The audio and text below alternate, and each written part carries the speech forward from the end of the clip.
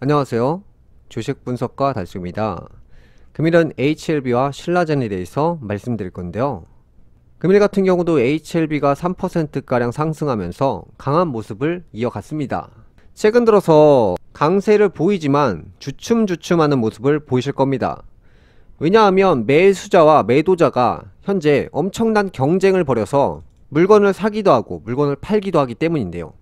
이전에도 말씀드렸지만 이전에 매수했던 사람들이 많은 영역이 이 라인이라고 했어요. 그렇기 때문에 이 라인을 넘어가려면 시간이 필요할 수밖에 없습니다.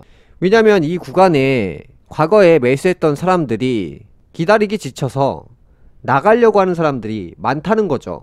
지금 매도세로 이어지는 거고요. 신규 매수자는 많습니다. 다만 신규 매수자와 이전에 보유했던 매도자가 충돌하는 과정에서 쉽게 올라가지 못하고 이 매도세가 멈춰야 강한 모습을 보일 수밖에 없고요. 만약에 매수세보다 매도세가 강하다, 예를 들어서 뭐 시장이 갑자기 나빠진다 이렇게 된다면 하락 전환을 할 수도 있습니다. 이 종목은 어차피 오랜 시간 준비를 한 종목이기 때문에 지금 잘 보시면 이 구간에서 자꾸 넘어지는 모습을 보입니다. 그래서 이 종목이 여기를 한 방에 못 올라간다고 해도 뭐 내려갔다가 다시 갈 수도 있고요. 방향성은 여러 가지입니다. 그래서 지금은 물량 테스트를 한다고 보이고요.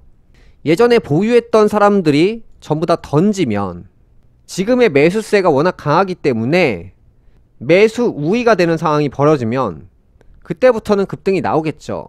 어차피 중요한 이슈가 내년에 있기 때문에 이 종목은 현재 기대감이 엄청납니다. 그렇기 때문에 2차전지 관련주가 조금 넘어지고 2차전지 관련주를 팔고 넘어오는 돈들이 이어지게 되는 과정에서 이 종목은 그때 폭등할 것이라고 생각이 들고요.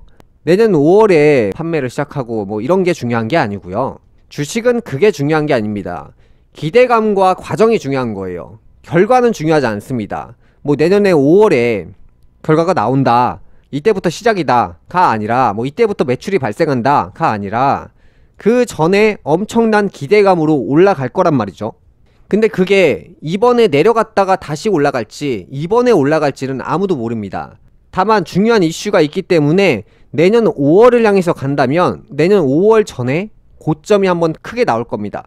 5월이 되면 고점이 나온다가 아니라 5월 전에 나올 겁니다. HLB 같은 경우는 엄청난 이슈를 지금 가지고 있기 때문에 증권사에서도 이 종목을 띄우기를 할 겁니다.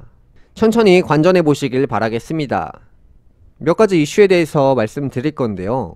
코스닥 시가총액 6위 종목인 HLB가 코스피로 이전 상장하는데요. 코스피 이전은 주주들의 요청 사항으로 내부적으로도 내년 신약 허가가 기대됨에 따라 기업가치 제고를 위해 필요하다고 판단하여 진행한다고 합니다. HLB가 선택과 집중에 나서면서 선박 부분을 버리고 바이오 분야에 집중하면서 주요 파이프라인 적용증 확대에 판권 확보에 속도를 내고 있습니다. 최근 리보세라닙 간암뿐만 아니라 폐암에도 유효하다는 소식이 전해지면서 투자자들의 관심이 커지고 있습니다. 간암 분야 외에도 폐암이나 비인두암 등 여러 암종에서 약의 효능을 입증하는 다양한 논문들이 쏟아지고 있습니다.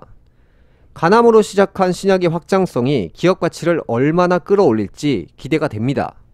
HLB의 리보세라닙은 5년 내 2조 5천억 원 이상의 영업이익을 기대하고 있는데요.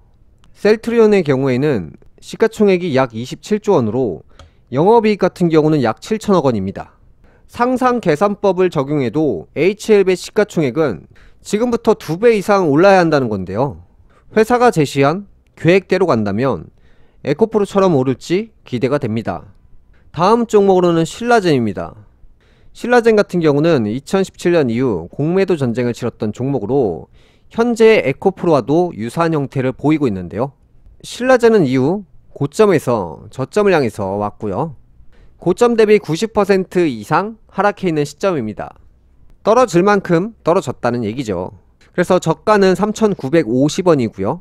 신라젠이 부활을 위한 움직임이 포착되고 있습니다. 김재경 신라젠 대표는 21일 서울 여의도 FKI타워에서 주주들을 위한 기업 설명회에서 연구개발 현황 및 내년 사업계획을 발표하며 이같이 밝혔는데요. 항암바이러스 SJ600 시리즈와 스위스 바실레아로부터 기술 도입한 BAL0891도 연구 개발이 순조롭게 진행 중이며 신약 개발을 통해 기술 수출을 추진하는 등 연구 개발 기업으로서 가치를 높이는 모습인데요. 2016년 코스닥 시장에 상장한 후 간암 치료제 팩사백으로 주목을 받으며 한때 코스닥 시가총액 2위까지 올랐고요. 승승장구를 달리던 회사가 팩사백 단독요법으로 간암 임상 3상을 진행하다 실패를 하며 나락으로 떨어졌습니다. 2019년 신라젠이 항암바이러스 신약 팩사백 3상 임상시험을 중단하자 코스닥 시가총액 2위였던 회사가 한순간에 상폐 위기에 몰렸는데요. 그 사이 경영진도 바뀌며 신라젠 회사를 M2N에 매각하고 경영진을 교체했습니다. 지배구조 개선 문제를 가까스로 해결하고 상장 폐지 위기에서 탈출하며 지난해 10월 주식거래도 2년 반 만에 재개되었습니다. 신라젠은 자상암제 팩사백과 미국 제약사 리제네논의 면역관분 억제제 리부타요의 안전성과 유효성이 입증되었다고 합니다. 신라젠과 리제네논은 2017년 FDA에서 임상 계획을 승인받고 미국과 한국, 호주에서 올해 초까지 임상을 진행했는데요. 신라젠은 이번 임상 결과를 토대로 리제네논과 라이선스 아웃을 포함한 다양한 협력 방안에 논의할 계획인데요. 신라젠 측은 이번 임상에서 좋은 결과가 나온 만큼 협상 테이블이 곧 차려질 것이라고 기대감을 밝혔습니다. 이동섭 서울의대 의과학과 교수는 신라젠이 개발 중인 SJ600에 대해서 항암 바이러스 분야에서 획기적인 패러다임 변화를 불러올 것이라고 자신했는데요. 국내 항암 연구 권위자로 신라젠 SJ600 연구를 총괄하고 있습니다. 미국 항암 바이러스 전문기업 칼르비르가 개발한 신라젠의 팩사백. 칼르비르는 2020년 일본 아스텔라스와도 최대 약 7,860억 원 규모의 기술 수출과 2022년 글로벌 제약사 로슈의 항암 바이러스 플랫폼을 기술 수출했는데요. 신라젠 초기 팩사백과 항암 바이러스를 개발한 핵심 연구진들이 설립한 기업으로 칼리비르 핵심 연구진도 팩사백 개발에 직접 참여했던 인물들인 것으로 알려졌습니다. 금일은 HLB와 신라젠에 대해서 설명을 했는데요. 2024년에 기대가 되는 두 개 종목입니다. 금일 방송은 여기까지 하겠고요. 다음 시간에 뵙겠습니다. 시청해주셔서 감사합니다.